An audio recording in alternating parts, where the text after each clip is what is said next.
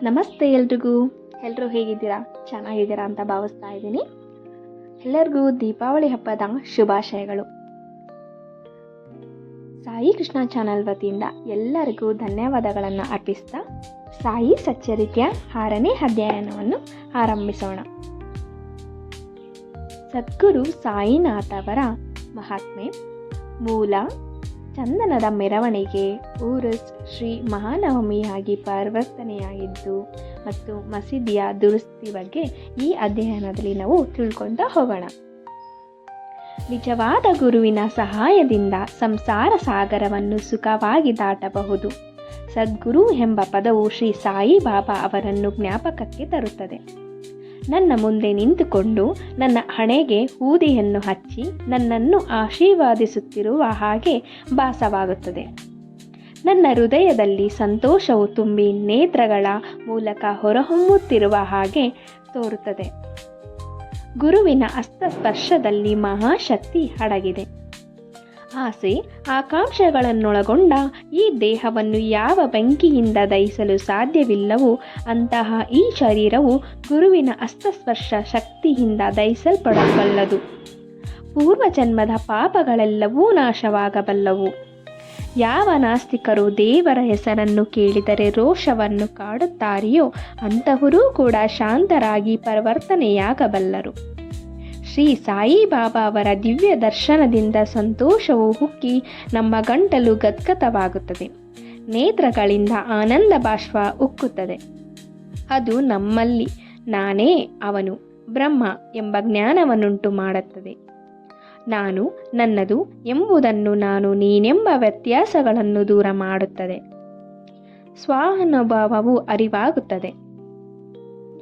ನಾನು ಮಹಾಕಾವ್ಯಗಳನ್ನು ಓದಲು ಪ್ರಾರಂಭಿಸಿದರೆ ಪ್ರತಿಯೊಂದು ಘಟ್ಟದಲ್ಲಿಯೂ ಸದ್ಗುರುವಿನ ನೆನಪಾಗುತ್ತದೆ. ಶ್ರೀ ಸಾಯಿಬಾಬಾ ಅವರೇ ರಾಮಕೃಷ್ಣನ ಅವತಾರವನ್ನು ತಾಳಿ ತಮ್ಮ ಕಥೆಗಳನ್ನು ಕೇಳುವ ಹಾಗೆ ಮಾಡುತ್ತಾರೆ. ಉದಾಹರಣೆ, ಭಾಗವತವನ್ನು ಶ್ರವಣ ಮಾಡಲು ಕುಳಿತಾಗ ಸಾಯಿಬಾಬಾ ಅವರು ಶ್ರೀಕೃಷ್ಣನಾಗಿ ಭಾಗವತವನ್ನು ಹೇಳುವ ಹಾಗೆ ಭಾಸವಾಗುತ್ತದೆ. ನಾನು ಮಾತನಾಡಲು ಕುಳಿತರೆ ಕೂಡಲೇ ಶ್ರೀ ಸಾಯಿ ಅವರ ನೆನಪಾಗಿ ಕೆಲವು ಸೂಕ್ತ ಉದಾಹರಣೆಗಳು ಕೊಡಲು ಅವರ ಕಥೆಗಳು ಸ್ಮೃತಿಪಥಕ್ಕೆ ಬರುತ್ತವೆ. ನಾನೇನಾದರೂ ಸ್ವತಃ ಬರೆಯಲು ಕುಳಿತರೆ ಕೆಲವು ಪದಗಳು ಮನಸ್ಸಿಗೆ ಬರುವುದೇ ಇಲ್ಲ. ಆದರೆ ಅವರೇ ನನ್ನನ್ನು ಬರೆಯುವ ಹಾಗೆ ಪ್ರೇರೇಪಿಸಿದಾಗ ನನ್ನ ಬರವಣಿಗೆಗೆ ಅಂತ್ಯವೇ ಇರುವುದಿಲ್ಲ. ಭಕ್ತನಲ್ಲಿ ಅಹಂಭಾವ ಮೇಲಕ್ಕೆದಾಗ ಅವರು ತಮ್ಮ ಸ್ವಹಸ್ತದಿಂದ ಅದನ್ನು ನಾಶ ಮಾಡಿ ತಮ್ಮ ಶಕ್ತಿಯವನ್ನೇ ಅವನಿಗೆ ನೀಡಿ ಅವನ ಗುರಿ ಸಾಧನೆಯಾಗುವಂತೆ ಅವನನ್ನು ತೃಪ್ತಿಗೊಳಿಸಿ ಆಶೀರ್ವಾದಿಸಿದ್ದಾರೆ. ಯಾರಾದರೂ ಆಗಲಿ ಸಾಯಿಯ ಮುಂದೆ ಧ್ಯಾನ ಮಾಡುತ್ತಾ ತನ್ನ ತನು ಮನ ಧನಗಳನ್ನು ಅರ್ಪಿಸಿದ್ದಲ್ಲಿ ಅವರ ಜೀವನ ಮುಖ್ಯ ಗುರಿಗಳಾದ ಧರ್ಮ, ಅರ್ಥ, ಕಾಮ ಮತ್ತು ಮೋಕ್ಷ ಎಲ್ಲವನ್ನೂ ಪಡೆಯುತ್ತಾರೆ. ಕರ್ಮ, ಜ್ಞಾನ, ಯೋಗ ಮತ್ತು ಭಕ್ತಿ ಎಂಬ 4 ದಾರಿಗಳು ನಮ್ಮನ್ನು ದೇವರಲ್ಲಿರುವಲ್ಲಿಗೆ ಕೊಂಡೊಯ್ಯುತ್ತವೆ. ಭಕ್ತಿ ಎಂಬ ದಾರಿಯಲ್ಲಿ ಹಳ್ಳ ಕೊಳ್ಳಗಳು ಮತ್ತು ಮುಳ್ಳುಗಳಿರುವುದರಿಂದ ಪ್ರಯಾಣ ಮಾಡುವುದು ಬಹಳ ಕಷ್ಟ. ಆದರೆ ನೀವು ಸದ್ಗುರುವನ್ನು ನಂಬಿದ್ದಾದರೆ ನಿಮ್ಮ ದಾರಿ ಸುಗಮವಾಗುತ್ತದೆ ಮತ್ತು ನೀವು ನಿಯಮಿತವಾದ ಸ್ಥಳವನ್ನು ಸೇರುತ್ತೀರಿ. ಹೀಗೆಂದು ಬಾಬಾ ಅವರು ಹೇಳಿರುತ್ತಾರೆ. ಬ್ರಹ್ಮ, ದೈವ್ಯ, ಶಕ್ತಿ, ಪ್ರಪಂಚ, ಸೃಷ್ಟಿ ಎಲ್ಲವೂ ಒಂದೇ ಎಂದು ಹೇಳಿದ ನಂತರ ಗ್ರಂಥಕರ್ತರು ಬಾಬಾ ಅವರನ್ನು ತನ್ನ ಭಕ್ತರ ಯೋಗಕ್ಷೇಮವೇ ನನ್ನ ಗುರಿ ಎಂದು ಹೇಳಿದ ಕೆಲವು ಉಕ್ತಿಗಳನ್ನು ಉಲ್ಲೇಖಿಸಿರುತ್ತಾರೆ. ನನ್ನ ಭಕ್ತರ ಮನೆಗಳಲ್ಲಿ ಊಟಕ್ಕಾಗಲಿ ಉಡಲಿಕ್ಕಾಗಲಿ ಕೊರತೆ ಇರುವುದಿಲ್ಲ. ಯಾರು ನನ್ನನ್ನು ನಿಶ್ಚಲ ಭಕ್ತಿಯಿಂದ ಪೂಜಿಸುತ್ತಾರೋ ಅಂಥವರ ಯೋಗಕ್ಷೇಮವನ್ನು ನೋಡಿಕೊಳ್ಳುವುದೇ ನನ್ನ ವಿಶೇಷ ಗುಣ. ಶ್ರೀಕೃಷ್ಣನು ಸಹ ಗೀತೆಯಲ್ಲಿ ಇದನ್ನೇ ಹೇಳಿದ್ದಾನೆ. ಆಹಾರ ಮತ್ತು ಬಟ್ಟೆಗಾಗಿ ಬಹಳ ಕಷ್ಟಪಡಬೇಡಿ. ಇನ್ನೇನಾದರೂ ಬೇಕಿದ್ದಲ್ಲಿ ಆ ಭಗವಂತನಲ್ಲಿ ಬೇಡಿರಿ. ಅವನ ದಯೆ ಮತ್ತು ಆಶೀರ್ವಾದವು ಲಭಿಸುವಂತೆ ಪ್ರಯತ್ನಿಸಿ. ಪ್ರಾಪಂಚಿಕ ವಿಷಯಗಳಲ್ಲಿ ಆಸಕ್ತಿ ಬೇಡ. ಆ ಪರಮಾತ್ಮನನ್ನು ಮನಸ್ಸಿನಲ್ಲಿ ಮೂಡಿಸಿಕೊಳ್ಳಿರಿ. ಪಂಚೇಂದ್ರಿಯಗಳೆಲ್ಲವೂ ಒಂದುಗೂಡಿಸಿ ತ್ರಿಕರಣ ಶಕ್ತಿಯಿಂದ ಆ ಪರಮಾತ್ಮನನ್ನು ಪೂಜಿಸಿರಿ. ಯಾವಾಗಲೂ ನಿಶ್ಚಲ ಚಿತ್ತದಿಂದ ನನ್ನನ್ನು ಸ್ಮರಿಸಿರಿ. ಸಂಸಾರ ತಾಪತ್ರಯಗಳ ಕಡೆಗೆ ಗಮನ ಕೊಡದಿರಿ. ಆಗ ಶಾಂತಿಯುಂಟಾಗುತ್ತದೆ. ಮನಸ್ಸು ಚಂಚಲತೆಯಲ್ಲಿದ್ದರೆ ಶಾಂತಿ ಉಂಟಾಗುವುದಿಲ್ಲ. ಇದನ್ನು ಹೇಳಿ ಮುಂದುವರೆದು ಗ್ರಂಥಕರ್ತರು ಶಿರ್ಡಿಯಲ್ಲಿನ ರಾಮನವಮಿ ಸಮಾರಂಭವನ್ನು ವಿವರಿಸಿದ್ದಾರೆ. ಈ ಸುಂದರ ಶ್ರೀರಾಮನವಮಿ ಉತ್ಸವವು ಪೂರ್ಣ ವಿವರವು ಸಾಯಿ ಲೀಲಾ ಪುಸ್ತಕದ 1925ನೇ ವರ್ಷದ ಸಂಚಿಕೆಯಲ್ಲಿ ಪ್ರಕಟಿಸಲಾಗಿದೆ. ಅದರ ಸಾರಾಂಶವನ್ನು ಇಲ್ಲಿ ಕೊಡಲು ಪ್ರಯತ್ನಿಸುತ್ತಿದ್ದೇನೆ. ಮೂಲ: ಕೂಪರಾಗಾಂವ್ನ ಸರ್ಕಲ್ ಇನ್ಸ್ಪೆಕ್ಟರ್ ಗೋಪಾಲರಾವ ಗುಂಡ ಅವರು ಶ್ರೀ ಸಾಯಿಬಾಬಾ ಅವರ ಭಕ್ತರಾಗಿದ್ದರು. ಅವರಿಗೆ 3 ಪತ್ನಿಯರಿದ್ದರು. ಆದರೂ ಸಂತತಿಯಾಗಿರಲಿಲ್ಲ. ಸಾಯಿಬಾಬಾ ಅವರ ಆಶೀರ್ವಾದ ಫಲದಿಂದ ಅವರಿಗೆ ಪುತ್ರ ಜನನವಾಯಿತು. ಈ ಸಂತೋಷ ಸಮಾರಂಭದಲ್ಲಿ 1892ರಲ್ಲಿ ಶಿರ್ಡಿಯಲ್ಲಿ ಒಂದು ಜಾತ್ರೆ ಅಥವಾ ಉರುಸ್ ನಡೆಸಬೇಕೆಂಬ ತೀರ್ಮಾನ ಮಾಡಿ ಸಾಯಿಬಾಬಾ ಅವರ ಭಕ್ತ ಮಂಡಳಿಯ ಮುಂದೆ ವಿಷಯವನ್ನಿಟ್ಟರು. ಮಂಡಳಿಯು ಸಮ್ಮತಿಸಿ ಸಾಯಿಬಾಬಾ ಅವರ ಅಪ್ಪಣೆ ಮತ್ತು ಆಶೀರ್ವಾದವನ್ನು ಪಡೆಯಿತು. ನಂತರ ಜಿಲ್ಲಾಧಿಕಾರಿಗಳಿಗೆ ಅರ್ಜಿ ಸಲ್ಲಿಸಿದರು. ಈ ಗ್ರಾಮದ ಪಟೇಲನು ಅದಕ್ಕೊಪ್ಪದೆ ವಿರುದ್ಧವಾಗಿ ಬರೆದುದರಿಂದ ಜಿಲ್ಲಾಧಿಕಾರಿಯು ಒಪ್ಪಿಗೆ ನೀಡಲಿಲ್ಲ. ಬಾಬಾ ಅವರ ಆಶೀರ್ವಾದ ಫಲದಿಂದ ಮತ್ತೊಮ್ಮೆ ಪ್ರಯತ್ನಿಸಿ ಜಯಶೀಲರಾದರು. ಉರುಸ್ ಶ್ರೀರಾಮನವಮಿ ದಿನ ನಡೆಯಬೇಕೆಂದು ಬಾಬಾ ಅವರ ಸಲಹೆ ಮೇರೆಗೆ ನಿರ್ಧಾರವಾಯಿತು. ಈ 2 ಉತ್ಸವಗಳು ಒಂದೇ ದಿನ ನಡೆಯಬೇಕೆಂಬ ಬಾಬಾ ಅವರ ಸಲಹೆಯನ್ನು ಸೂಕ್ಷ್ಮವಾಗಿ ಪರೀಕ್ಷಿಸಿದರೆ ಹಿಂದೂ ಮತ್ತು ಮಹಮ್ಮದೀಯರ ಐಕ್ಯತೆಗೋಸ್ಕರವೇ ಈ ರೀತಿ ಬಾಬಾ ಹೇಳಿದಂತೆ ಕಂಡುಬರುವುದು. ಭವಿಷ್ಯದಲ್ಲಿ ಬಾಬಾ ಅವರು ಈ ಧ್ಯೇಯವನ್ನು ಸಾಧಿಸಿದರು. ಅನುಮತಿ ದೊರೆಯಿತು. ಆದರೆ ಕಷ್ಟಗಳು ಉದ್ಭವಿಸಿದವು. ಶಿರ್ಡಿಯಲ್ಲಿ ನೀರಿನ ಅಭಾವವಿತ್ತು. ಅಲ್ಲಿ 2 ಬಾವಿಗಳು ಮಾತ್ರ ಇದ್ದವು. ಒಂದರ ನೀರನ್ನು ಉಪಯೋಗಿಸುವ ಹಾಗಿರಲಿಲ್ಲ. ಇನ್ನೊಂದರ ನೀರನ್ನು ಸಹ ಅಷ್ಟು ಶುದ್ಧವಾಗಿರಲಿಲ್ಲ. ಬಾಬಾ ಅವರು ಕೆಲವು ಪುಷ್ಪಗಳನ್ನು ಅದರೊಳಗೆ ಹಾಕಿದ್ದರಿಂದ ಅದರ ಉದಕವು ಶುದ್ಧವಾಯಿತು. ಆದರೂ ನೀರು ಸಾಕಾಗಲಿಲ್ಲ. ಆದುದರಿಂದ ತ್ಯಾತ್ಯ ಪಾಟೀಲರು ಬೇರೆ ಕಡೆಯಿಂದ ನೀರನ್ನು ತರುವ ವ್ಯವಸ್ಥೆ ಮಾಡಿದರು. ತಾತ್ಕಾಲಿಕ ಅಂಗಡಿಗಳನ್ನು ನಿರ್ಮಿಸಿದರು. ಗೋಪಾಲರಾವ ಗುಂಡ ಅವರ ಸ್ನೇಹಿತರು ಸಹ ಸಂತತಿ ಇಲ್ಲದೆ ಕೊರಗುತ್ತಿದ್ದರು. ಅವರೂ ಸಹ ಬಾಬಾ ಅವರಿಂದ ಆಶೀರ್ವಾದಿಸಲ್ಪಟ್ಟರು. ಆದುದರಿಂದ ಗೋಪಾಲರಾವ ಅವರು ಜಾತ್ರೆಯ ಮೆರವಣಿಗೆಗೆ ಒಂದು ಧ್ವಜವನ್ನು ತಯಾರಿ ಮಾಡಿಕೊಡುವಂತೆ ಪ್ರಾರ್ಥಿಸಿದರು. ಇನ್ನೊಂದು ಧ್ವಜ ಕೊಡಲು ನಾನಾ ಸಾಹೇಬ ಚಂದೋರ್ಕರ ಅವರಿಗೆ ಹೇಳಿದರು. ಈ 2 ಧ್ವಜಗಳನ್ನು ಮೆರವಣಿಗೆಗೆ ಮುಗಿದ ನಂತರ ಮಸೀದಿಯ 2 ಮೂಲೆಗಳಲ್ಲಿ ನೆಟ್ಟರು. ಇದು ಈಗಲೂ ನಡೆಯುತ್ತದೆ. ಚಂದನದ ಮೆರವಣಿಗೆ. ಈ ಜಾತ್ರೆಯಲ್ಲಿ ಇನ್ನೊಂದು ಮೆರವಣಿಗೆಯು ಆರಂಭವಾಯಿತು.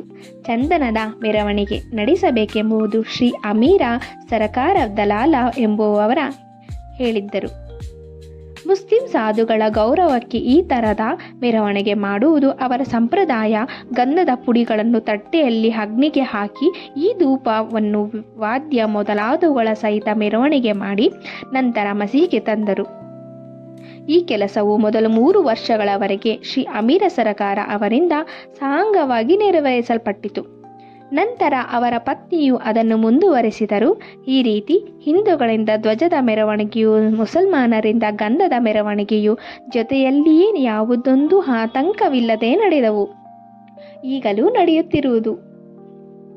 ಶ್ರೀ ಬಾಬಾ ಅವರಿಗೆ ಭಕ್ತರಿಗೆ ಅದೊಂದು ಮಹಾನ್ ದಿನವಾಗಿತ್ತು. ಸರ್ವರೂ ಮೆರವಣಿಗೆಯಲ್ಲಿ ಭಾಗವಹಿಸಿ ಮೆರವಣಿಗೆ ಸಾಂಗವಾಗಿ ನೆರವೇರಿತು. ಹೊರಗಿನ ವ್ಯವಸ್ಥೆಯನ್ನು ತ್ಯಾತ್ಯಕೋತೆ ಪಾಟೀಲರು ಮತ್ತು ಒಳಗಿನ ವ್ಯವಸ್ಥೆಯನ್ನು ಶ್ರೀಮತಿ ರಾಧಾಕೃಷ್ಣ ಮಾಯಿಯು ಬಹಳ ಚೆನ್ನಾಗಿ ನೋಡಿಕೊಂಡರು. ಈ ವ್ಯವಸ್ಥೆಗಳನ್ನು ಮಾಡುವಾಗ ರಾಧಾಕೃಷ್ಣ ಮಾಯಿಯು ಮನೆ ಜನಕೋಟಿಯಿಂದ ತುಂಬಿ ತುಳುಕುತ್ತಿತ್ತು. ಅವಳ ಇನ್ನೊಂದು ಉತ್ತಮ ಕೆಲಸವೆಂದರೆ ಮಸೀದಿಯನ್ನು ಚೆನ್ನಾಗಿ ತೊಳೆದು ಶುಚಿಯಾಗಿಡುತ್ತಿದ್ದರು. ಬಡವರಿಗೆ ಅನ್ನದಾನ ಮಾಡುವುದೆಂದರೆ ಬಾಬಾ ಅವರಿಗೆ ಪಂಚಪ್ರಾಣ. ಈ ಅಡಿಗೆ ಕೆಲಸವನ್ನು ಸಹ ಶ್ರೀಮತಿ ರಾಧಾಕೃಷ್ಣ ಮಾಯಿ ನೋಡಿಕೊಳ್ಳುತ್ತಿದ್ದಳು. ಇದರಿಂದಲ್ಲಿ ಅನೇಕ ಧನಿಕರಾದ ಭಕ್ತರೂ ಸಹ ಭಾಗವಹಿಸುತ್ತಿದ್ದರು. ಊರು ಶ್ರೀರಾಮನವಮಿಯಾಗಿ ಪರಿವರ್ತನೆಯಾಗಿತ್ತು. ಈ ರೀತಿಯಾದ ಸಂಭ್ರಮವು ಸುಮಾರು 1912 ತನಕವೂ ನಡೆಯಿತು. ನಂತರ ಸ್ವಲ್ಪ ಬದಲಾವಣೆ ಹೊಂದಿತು. ಈ ವರ್ಷ ಶ್ರೀಕೃಷ್ಣರಾವ ಜಗದೀಶ್ವರ ಎಂಬ ಭೀಷ್ಮ ಎಂಬ ಭಕ್ತರು ದಾದಾ ಸಾಹೇಬ ಕಾರ್ಪಡೆಯವರೊಡನೆ ಜಾತ್ರೆಯಲ್ಲಿ ಭಾಗವಹಿಸಲು ಹಿಂದಿನ ದಿನವೇ ಬಂದು ದೀಕ್ಷಾವಾಡದಲ್ಲಿ ತಂಗಿದ್ದರು. ಜಗದೀಶ್ವರ ಭೀಷ್ಮರವರು ಸಾಯಿ ಸಗುಣೋಪಾಸನ ಎಂಬ ಕೃತಿಯ ಗ್ರಂಥಕರ್ತರು. ಶ್ರೀ ಲಕ್ಷ್ಮಣರಾವ ಕಾಕಾ ಮಹಾಜನಿ ಅವರು ಪೂಜಾ ಸಾಮಗ್ರಿಗಳನ್ನೇ ಮಸೀದಿಗೆ ಹೋಗುತ್ತಿರುವುದನ್ನು ನೋಡಿದ ಭೀಷ್ಮ ಅವರಿಗೆ ಇಲ್ಲಿ ಶ್ರೀರಾಮನವಮಿ ದಿನವೇ ಊರು ಜಾತ್ರೆ ನಡೆಯುತ್ತಿರುವುದು ಗಮನಿಸಿದರೆ ಇದು ದೈವ ಸಂಕಲ್ಪವೆಂದು ತೋರುತ್ತದೆ. ಹಿಂದೂಗಳಿಗೆ ಶ್ರೀರಾಮನವಮಿ ಬಹುಮುಖ್ಯವಾದ, ಪೂಜ್ಯವಾದ ಮತ್ತು ವಿಶೇಷವಾದ ದಿನವಾಗಿದೆ. ಆದ್ದರಿಂದ ನಾವು ಇಲ್ಲಿ ಶ್ರೀರಾಮನು ಹುಟ್ಟಿದ ಹಬ್ಬವನ್ನು ಏಕೆ ಆಚರಿಸಬಾರದು ಎಂಬ ಭಾವನೆ ಹೊಳೆಯಿತು. ಕಾಕಾ ಮಹಾಜನ ಅವರಿಗೆ ಅದನ್ನು ತಿಳಿಸಿದರು. ಅವರಿಗೆ ಒಪ್ಪಿಗೆಯಾಯಿತು. ಆದರೆ ಆ ದಿನ ದೇವನ ಕೀರ್ತನೆಗಳನ್ನು ಹಾಡುವ ಹರಿದಾಸರೇ ಒಂದು ದೊಡ್ಡ ಸಮಸ್ಯೆಯಾಗಿತ್ತು. ಆಗ ಭೀಷ್ಮರವರೇ ತಾವು ಬರೆದಿರುವ ರಾಮಾಖ್ಯಾನ ಎಂಬ ಕೀರ್ತನೆಯನ್ನು ಮಾಡುವುದಾಗಿ ಮುಂದೆ ಬಂದರು. ಕಾಕಾಸ್ ಮಹಾಜನೆಯವರು ಹಾರ್ಮೋನಿಯಂ ನುಡಿಸಲೊಪ್ಪಿದರು. ರಾಧಾಕೃಷ್ಣ ಮಾಯಿಗೆ ಶುಂಠವಾಡ ಅಂದರೆ ಸಕ್ಕರೆ ಮತ್ತು ಶುಂಠಿ ಪುಡಿ ಮಿಶ್ರಣ ಮಾಡಿದ ಪ್ರಸಾದದ ತಯಾರಿಕೆಗೆ ವಹಿಸಿದರು. ಈ ಅನುಕೂಲತೆಗಳನ್ನೆಲ್ಲ ಸಿದ್ಧಪಡಿಸಿಕೊಂಡು ಬಾಬಾ ಅವರ ಆಜ್ಞೆಯೇ ಪಡೆಯಲು ಮಸೀದಿಗೆ ಹೊರಟರು. ಸರ್ವಜ್ಞರಾದ ಬಾಬಾ ಅವರು, ನಿಮ್ಮ ಛತ್ರದಲ್ಲಿ ಏನು ನಡೆಯಿತು ಎಂದು ಕಾಕಾ ಮಹಾಜನೆಯವರನ್ನು ಕೇಳಿದರು. ಕಾಕಾ ಮಹಾಜನೆಯವರು ಉತ್ತರ ಕೊಡಲಾಗದೆ ಮೂಕರಂತೆ ನಿಂತರು. ನಂತರ ಬಾಬಾ ಅವರು ಭೀಷ್ಮರನ್ನು ಪ್ರಶ್ನಿಸಿದರು. ಭೀಷ್ಮ ಅವರು ಎಲ್ಲ ವಿಚಾರವನ್ನು ವಿಶದವಾಗಿ ವಿವರಿಸಿದರು. ಅದನ್ನು ಕೇಳಿ ಬಾಬಾ ಅವರು ಒಪ್ಪಿಗೆ ಕೊಟ್ಟರು. ಆಗ ಸರ್ವರು ಆನಂದಭರಿತರಾಗಿ ಶ್ರೀರಾಮನವಮಿ ಹಬ್ಬಕ್ಕೆ ಬೇಕಾದ ವಸ್ತುಗಳನ್ನು ಹಣಿ ಮಾಡಿಕೊಂಡರು. ಮಸೀದಿಯನ್ನೆಲ್ಲ ಶೃಂಗರಿಸಿದರು. ರಾಧಾ ಕೃಷ್ಣಮಾಯಿಯು ತೊಟ್ಟಿಲನ್ನು ಶೃಂಗರಿಸಿ ಬಾಬಾ ಅವರ ಪೀಠದ ಮುಂದೆ ಇಟ್ಟಳು. ಜಯಂತಿಯ ಕಾರ್ಯಕಲಾಪವು ಆರಂಭವಾದವು. ಭೀಷ್ಮ ಅವರು ಕೀರ್ತನೆ ಮಾಡಲು ಎದ್ದು ನಿಂತರು. ಆಗ ಬಾಬಾ ಅವರು ಮಹಾಜನಿಯವರಿಗೆ ಕರೆ ಕಳುಹಿಸಿದರು. ಆಗ ಮಹಾಜನಿಯವರು ಬಾಬಾ ಅವರ ಈ ಉತ್ಸವ ಮಾಡಲು ಒಪ್ಪುವರೇ ಅಥವಾ ಇಲ್ಲವೋ ಎಂಬ ಸಂದೇಹದಿಂದ ಅವರ ಬಳಿಗೆ ಬಂದು ನಿಂತರು. ಆಗ ಬಾಬಾ ಅವರು, ಇದೇನೇ ಸಂಭ್ರಮ, ಇಲ್ಲೇಕೆ ತೊಟ್ಟಿಲನ್ನು ಕಟ್ಟಿರುವಿರಿ ಎಂದು ಕೇಳಲು ಭೀಷ್ಮ ಅವರು, ಇದು ಶ್ರೀರಾಮನವಮಿ, ಭಗವಾನ್ ಶ್ರೀರಾಮನ ಜನ್ಮದಿನ, ಆದುದರಿಂದ ಇಲ್ಲಿ ತೊಟ್ಟಿಲು, ಈ ಸಮಾರಂಭ ಎಲ್ಲವೂ ಎಂದು ಉತ್ತರಿಸಿದರು. ಇದನ್ನು ಕೇಳಿದ ಬಾಬಾ ಅವರು ಮಹಾಜನೆಯವರಿಗೆ ಒಂದು ಹಾರವನ್ನು ಹಾಕಿ ಭೀಷ್ಮರಿಗೆ ಹಾಕಲು ಮತ್ತೊಂದು ಹಾರ ತರಲು ಕಳುಹಿಸಿದರು. ನಂತರ ಕೀರ್ತನೆ ಆರಂಭವಾಯಿತು. ಕೀರ್ತನೆ ಮುಗಿದ ನಂತರ ಜಯರಾಮ ಜಯರಾಮ ಎಂಬ ನಾಮಘೋಷವು ನಮೋ ಮಂಡಲವನ್ನು ಮುಟ್ಟಿತು. ಗುಲಾಮ ಎರಚಿದರು. ಗುಲಾಮ ಪುಡಿ ಬಾಬಾ ಅವರ ಕಣ್ಣುಗಳಿಗೆ ಬಿದ್ದಿದ್ದರಿಂದ ಅವರು ಕೋಪೋದ್ರೇಕದಿಂದ ಗರ್ಜಿಸಿದರು. ಎಲ್ಲರೂ ಭಯಭೀತರಾಗಿ ಓಡಲು ಆರಂಭಿಸಿದರು. ಅವರ ಭಕ್ತರಾದ ಕೆಲವರು ಬಾಬಾ ಅವರ ಪ್ರಕೋಪವು ಅವರ ಆಶೀರ್ವಾದ ರೂಪವೆಂದು ಮನಗಂಡರು. ಶ್ರೀರಾಮನು ಜನಿಸಿದಾಗ ರಾವಣನು ಮತ್ತು ಅವನ ಪರಿವಾರವು ನಾಶವಾಗುವ ಸಂದರ್ಭ ಒದಗಿದ್ದುದರಿಂದ ಬಾಬಾ ಅವರು ಕೋಪಗೊಂಡರು, ಸರಿಯಾದದ್ದು ಎಂದು ತೋರುತ್ತದೆ. ಮತ್ತು ಯಾವುದಾದರೊಂದು ಹೊಸ ಕಾರ್ಯಕ್ಕೆ ತೊಡಗಿದಾಗ ಬಾಬಾ ಸಾಮಾನ್ಯವಾಗಿ ಈ ರೀತಿ ಮಾಡುವುದು ಸಹಜವಾಗಿತ್ತು. ಇದನ್ನು ಕಂಡ ರಾಧಾಕೃಷ್ಣ ಮಾಯಿಯವರು ಹೆದರಿ ಬಾಬಾ ಅವರು ಎಲ್ಲಿ ತೊಟ್ಟಿಲನ್ನು ಮುರಿದು ಬಿಡುವರೋ ಎಂಬ ಅನುಮಾನದಿಂದ ಮಹಾಜನಿಯವರಿಗೆ ತೊಟ್ಟಿಲನ್ನು ಬಚ್ಚಿ ತರುವಂತೆ ಹೇಳಿದರು. ಅವರು ತೊಟ್ಟಿಲನ್ನು ತರಬೇಕೆಂದು ಹೋದಾಗ ಬಾಬಾ ಅವರು ಅದನ್ನು ತೆಗೆಯಕೂಡದು ಎಂದರು. ಸ್ವಲ್ಪ ಹೊತ್ತಿನ ನಂತರ ಬಾಬಾ ಸಮಾಧಾನ ಚಿತ್ತರಾದರು. ನಂತರ ಪೂಜೆಯ ಕೊನೆಯ ಅಂಗವಾಗಿ ಆರತಿಯಾದ ಪ್ರಸಾದ ವಿನಿಯೋಗವಾಯಿತು. ಆಗ ಮಹಾಜನಿಯವರು ಈಗ ತೊಟ್ಟಿಲನ್ನು ತೆಗೆದುಕೊಂಡು ಹೋಗಲೇ ಎಂದು ಕೇಳಿದ್ದಕ್ಕೆ ಬಾಬಾ ಅವರು ಬೇಡ, ಇನ್ನೂ ಹಬ್ಬ ಮುಗಿದಿಲ್ಲ ಎಂದರು. ಮಾರನೆಯ ದಿನ ಗೋಪಾಲಕಾಲ ಸಮಾರಂಭ ಮುಗಿದ ನಂತರ ತೊಟ್ಟಿಲನ್ನು ತೆಗೆದುಕೊಂಡು ಹೋಗಲು ಅನುಮತಿ ನೀಡಿದರು. ಈ ರೀತಿ ಶ್ರೀರಾಮನವಮಿ ಸಮಾರಂಭ ಒಂದು ಕಡೆ, ಧ್ವಜ ಮತ್ತು ಚಂದನದ ಮೆರವಣಿಗೆ ಇನ್ನೊಂದು ಕಡೆಗೆ ಸಾಂಗವಾಗಿ ನೆರವೇರಿದವು. ಅಂದಿನಿಂದ ಊರು ಶ್ರೀರಾಮನವಮಿ ಹಬ್ಬವಾಗಿ ಪರಿವರ್ತನೆಯಾಯಿತು. 1913ರಿಂದ ಶ್ರೀರಾಮನವಮಿ ಸಮಾರಂಭ ವಿಶೇಷವಾಗಿ ನಡೆಯಲು ಆರಂಭವಾಯಿತು. ರಾಧಾ ಕೃಷ್ಣಮಾಯಿಯವರು ನಾಮ ಸಪ್ತಾಹ ಆರಂಭಿಸಿದರು. ಪ್ರತಿಯೊಬ್ಬರೂ ಸಮಾರಂಭದಲ್ಲಿ ಭಾಗವಹಿಸುತ್ತಿದ್ದರು. ಶ್ರೀರಾಮನವಮಿ ದೇಶದ ಎಲ್ಲ ಕಡೆಗೂ ಆಚರಿಸಲ್ಪಡುತ್ತಿದ್ದರಿಂದ ಹರಿದಾಸರಿ ಒಂದು ಸಮಸ್ಯೆಯಾಗಿತ್ತು. ಆದರೆ ಈ ಉತ್ಸವಕ್ಕೆ 5ರಿಂದ 6 ದಿನಗಳ ಮುಂಚೆ ಶ್ರೀ ಮಹಾಜನಿ ಮತ್ತು ಅವರು ಆಧುನಿಕ ತುಕಾರಾಮರೆನಿಸಿದ ಬಾಳಾಬುವ ಸಾತಾರಕರ ಅವರನ್ನು ಆಕಸ್ಮಿಕವಾಗಿ ಸಂಧಿಸಿ ಅವರನ್ನು ಹರಿಕಥೆ ನಡೆಸಲು ಏರ್ಪಾಡಾಗಿತ್ತು. 1914ರಲ್ಲಿ ಬಾಳಾಬುವರವರು ತಮ್ಮ ಸ್ವಂತ ಊರಿನಲ್ಲಿ ಪ್ಲೇಗಿನ ಜಾಡೆ ಬಿದ್ದುದರಿಂದ ಅಲ್ಲಿ ಹರಿಕಥೆ ಮಾಡಲಾಗದೆ ಶಿರ್ಡಿಗೆ ಬಂದು ಬಾಬಾ ಅವರ ಅನುಜ್ಞೆ ಪಡೆದು ಹರಿಕಥೆ ಮಾಡಿದರು. ನಂತರ ಬಾಬಾ ಅವರು ಈ ಹರಿಕಥೆಯ ಕೆಲಸವನ್ನು ಶಾಶ್ವತವಾಗಿ ದಾಸಗಣ ಅವರಿಗೆ ವಹಿಸಿದರು. ಹೀಗೆ 1912ರಿಂದ ಶ್ರೀರಾಮನವಮಿ ಸಮಾರಂಭವು ಪ್ರತಿ ವರ್ಷವೂ ಅದ್ದೂರಿಯೊಂದಿಗೆ ಅಭಿವೃದ್ಧಿ ಹೊಂದಿ ಚೈತ್ರ ಮಾಸದಲ್ಲಿ 8ರಿಂದ 12ರವರೆಗೆ ಶಿರ್ಡಿಯು ಜೇನುಗೂಡಿನಂತೆ ಕಾಣುತ್ತಿತ್ತು. ಅಂಗಡಿಗಳು ಹೆಚ್ಚಿದವು. ಅನೇಕ ಜಟ್ಟಿಗಳು ಕುಸ್ತಿ ಪಂದ್ಯಗಳು ಭಾಗವಹಿಸುತ್ತಿದ್ದರು. ಬಡಬಗ್ಗರಿಗೆ ಅನ್ನದಾನವೂ ಆರಂಭವಾಯಿತು. ರಾಧಾಕೃಷ್ಣಮಾಯಿ ಮತ್ತು ಇತರರ ಪರಿಶ್ರಮದಿಂದ ಶಿರ್ಡಿಯು ಸಂಸ್ಥಾನವಾಗಿ ಮಾರ್ಪಾಟಾಯಿತು. ಸಾಮಾನು ಸಮಾರಂಜುಗಳು ಹೆಚ್ಚಿದವು. ಅಶ್ವದಳ, ಪಲ್ಲಕ್ಕಿ, ರಥ, ಬೆಳ್ಳಿಯ ಅನೇಕ ಸಾಮಾನುಗಳು, ಪಾತ್ರೆಗಳು ಇತ್ಯಾದಿಯಾಗಿ ಎಲ್ಲವನ್ನು ಭಕ್ತಾದಿಗಳು ಸಮರ್ಪಿಸಿದರು. ಮೆರವಣಿಗೆಗೆ ಅನೇಕ ಆನೆಗಳು ಸಹ ಸಮರ್ಪಿಸಿದವು. ಆದರೆ ಬಾಬಾ ಅವರು ಅವುಗಳ ಕಡೆಗೆ ಗಮನ ಕೊಡದೆ ಮೊದಲಿನಂತೆಯೇ ಇದ್ದರು. ಇಂದು ಮಹಮ್ಮದಿಯರ ಬಹಳ ಚೆನ್ನಾಗಿ ಕಲಿತು ಉತ್ಸವವನ್ನು ಸಾಂಗವಾಗಿ ನೆರವೇರಿಸುತ್ತಿದ್ದರು. ಮೊದಲು 5,000ರಿಂದ 7,000ದವರೆಗೆ ಜನ ಸೇರುತ್ತಿದ್ದರು. ಬರಬರುತ್ತಾ ಜನಸಂದಣಿಯು 75,000ಕ್ಕೆ ಏರಿತು. ಆದರೂ ಯಾವ ತರಹದ ಅಂಟು ರೋಗದ ಸುಳಿಯಾಗಲಿ ಅಥವಾ ಗಲಭೆಯಾಗಲಿ ಆಗುತ್ತಲೂ ಇಲ್ಲ. ಮಸೂದಿಯ ದುರಸ್ತಿ. ಗೋಪಾಲರಾವ ಗುಂಡ ಅವರಿಗೆ ಮತ್ತೊಂದು ಮುಖ್ಯ ವಿಚಾರ ಹೊಳೆಯಿತು. ಊರು ಹೇಗೆ ಆರಂಭಿಸಿದರೋ ಅದೇ ರೀತಿಯ ಮಸೀದಿಯ ದುರಸ್ತಿ ಕಾರ್ಯವನ್ನು ಕೈಗೊಳ್ಳಬೇಕೆಂದು ಅವರು ಮನಸ್ಸು ಮಾಡಿದರು. ಅದಕ್ಕೆ ಬೇಕಾದ ಸಿದ್ಧತೆಗಳನ್ನು ಮಾಡಿಕೊಂಡರು. ಬಾಬಾ ಅವರು ಮೊದಲು ಅನುಮತಿ ನೀಡಲಿಲ್ಲ. ನಂತರ ಮಾಳ್ವಾ ಸಾಪತಿಯವರು ಒತ್ತಾಯದಿಂದ ಬಾಬಾ ಅವರನ್ನು ಒಪ್ಪಿಸಿದರು. ಈ ಕೆಲಸವು ನಾನಾ ಸಾಹೇಬ ಚಂದೋರಕರ ಮತ್ತು ಕಾಕಾ ಸಾಹೇಬರ ದೀಕ್ಷಿತ ಅವರಿಗೆ ಮೀಸಲಾಯಿತು. ಮಸೀದಿಯನ್ನು ಒಂದು ರಾತ್ರಿಯಲ್ಲಿ ಸರಿಪಡಿಸಿದ್ದರು. 1911ರಲ್ಲಿ ಸಭಾಮಂಟಪವು ತಯಾರಾಯಿತು. ಮಸೀದಿಯ ಮುಂದಿನ ಬಯಲು ಬಹಳ ಚಿಕ್ಕದಾಗಿದ್ದೂ ಅನುಕೂಲವಾಗಿಯೂ ಇತ್ತು. ಕಾಕಾ ಸಾಹೇಬರು ಅದನ್ನು ವಿಸ್ತರಿಸಿ ಒಂದು ಚಾವಣಿ ಹಾಕಬೇಕೆಂದು ನಿರ್ಧರಿಸಿದರು. ಬಹಳ ಕಷ್ಟದಿಂದ ಕಬ್ಬಿಣದ ಕಂಬ ಇತ್ಯಾದಿಗಳನ್ನು ತಂದು ಕಾರ್ಯ ಆರಂಭಿಸಿದರು. ಆದರೆ ಬಾಬಾ ಅವರು ಮಾರನೇ ದಿನ ಬಂದು ನೋಡಿ ಎಲ್ಲವನ್ನು ಕಿತ್ತು ಬಿಸಾಕಿದರು.